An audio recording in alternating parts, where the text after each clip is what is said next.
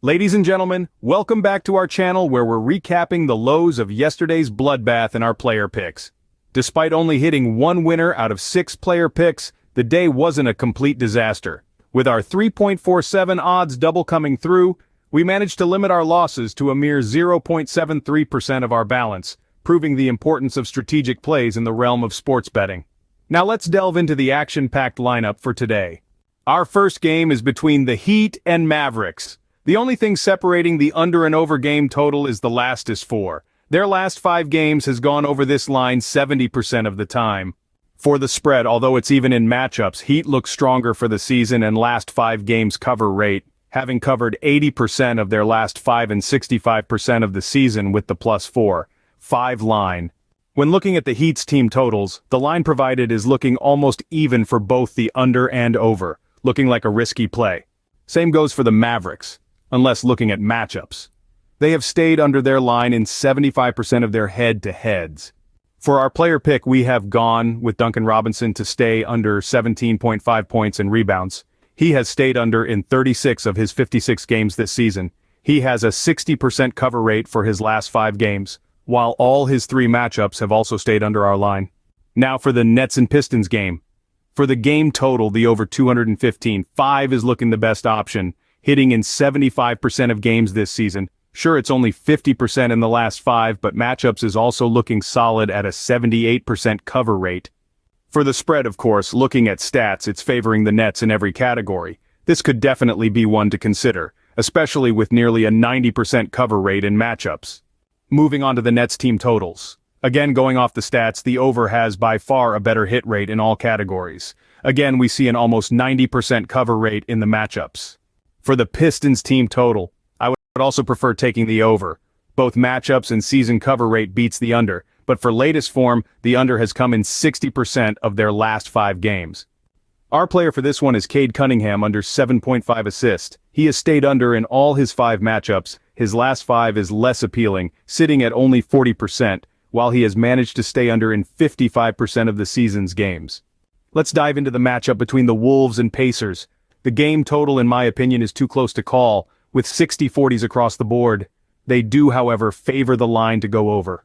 For the spread, it's looking good for the Wolves, +2, as it's hit in 100% of their matchups.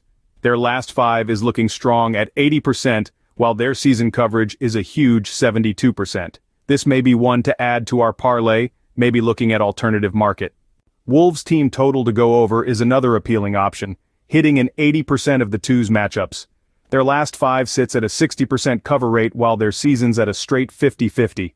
For the Pacers, it's not as strong, yet I would favor the over team totals for them as well, mainly because of their 73% season cover rate. Our player pick for this one is Pascal Siakam to go over 6.5 rebounds. With him covering in all 5 of his matchups, 80% in his last 5 games, we thought it was worth a go.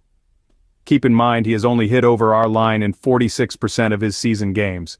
Let's take a look at the Raptors and Suns game. The under 233 game total is hit in all matchups between the two, while their recent form also favors the under 60% of the time. For the season, it's just under a 50-50, covering in 46% of games. Looking at the spread for this match, we would favor the Raptors at +10.5. The stats speak for themselves with this one. I mean, just look at the coverage for the Suns in every category. It's shocking. But the Raptors look strong, especially when looking at the matchups and season coverage. For the Raptors team total, it's a lot more even. The stats are slightly favoring them to go over their line, so we would follow them. But if I was to take any bet on team markets, it would be their spread line.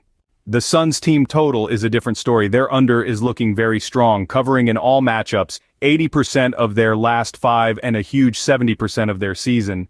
We chose Kelly Olynyk to stay under 7.5 rebounds. We hit a winner with him recently, and his stats are looking good for this one as well. With 100% in his 6 matchups, 80% in his last 5, and staying under in 51 of his 60 games this season, we have high hopes for this one. We also took Emmanuel Quickley to stay under 32.5 points, rebounds, and assists. Yes, he has let us down a few times recently, but we have profited from him plenty this year. Again, he has a 100% cover rate for matchups, looking solid for the season with a 82% coverage. His last 5 isn't as strong though, only covering in 60%. We are looking for him to get back to his regular form.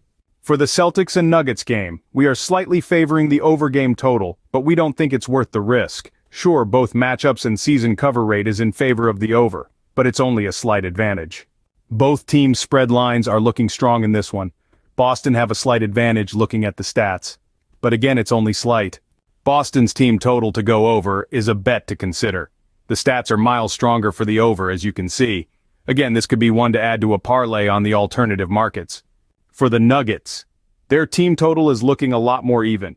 Their season cover rate is a lot higher for the over. It's also slightly favoring the over in recent form, but the matchups are the other way around. We took Nikola Jokic to get over 1.5 made threes. The odds for this one reeled me in. He has only gone over in 17 of his 60 games this season, also only 40% in his last 5. For his matchups, he's managed to go over our line in all 5 of their games. Now for the Bulls and Warriors game, we are favoring the over game total as we look at the stats. They have gone over this line in 80% of matchups.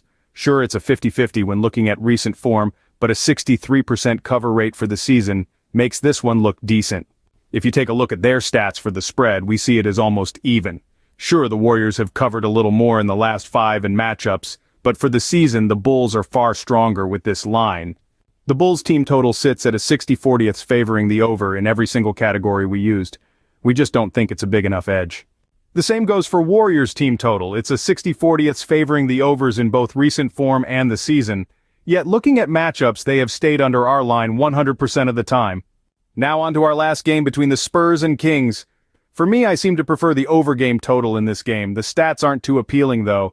In head-to-heads, they have gone over 68% of the time. Maybe that's enough for a bet with this one. For the spread, we suggest staying clear of the Kings. Just take a look at their cover rate. Their highest coverage for all categories is only 24%. For the Spurs though, their spread line looks a lot stronger, hitting in nearly 80% of matchups, 60% in their last 5 in matchups. For the Spurs team total, I prefer the over. It's a close one whichever way you look at it. But the matchups being at nearly 70% coverage, this makes the over much more appealing in my eyes. For the Kings team total, I would suggest the opposite and favor their under team total. The matchups is basically a 50-50, but their recent form and season coverage is a lot higher when looking at the under market. That's it for today.